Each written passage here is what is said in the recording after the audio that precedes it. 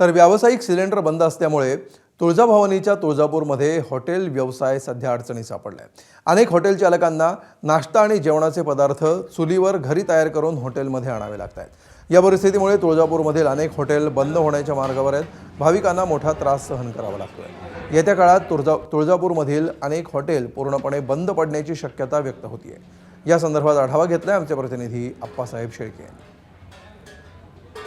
Gas पुरवठा बंद झाल्यामुळे तुळजापुरातील हॉटेल व्यावसायिकांना देखील फटका बसतोय आणि साहजिकच आहे, तुळजापुरात देशभरातून येणाऱ्या भाविकांना या हॉटेल बंद असल्यामुळे किंवा इथले काही पदार्थ मिळत नसल्यामुळे त्याचा फटका बसतोय। हॉटेलमध्ये काय परिस्थिती आपण पाहूया।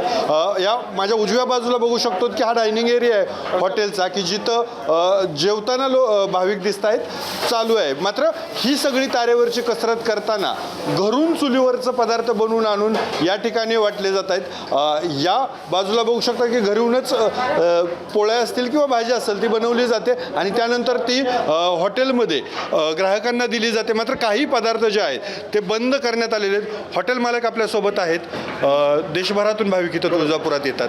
कशा पद्धतीने आता हॉटेलचं मॅनेजमेंट करतात? सध्या तर आमच्याकडे जेवढे आयटम आहेत तेवढे तर आम्ही काय पूर्ण देऊ शकत नाही। साऊथ इंडियन नाश्ता पूर्णपणे बंद केलेला आहे। जे आपलं घरून जे बनवतो आपण ते आपण देतो, फक्त पोहे म्हणा, मिसळपाव, उपीट असे आयटम आपण देतो। आणि आपल्याकडे एक इलेक्ट्रिकल इडली स्टीमर आहे, त्याच्यामुळे फक्त साऊथ इंडियनचा फक्त एकच आयटम चालला, तो इडली।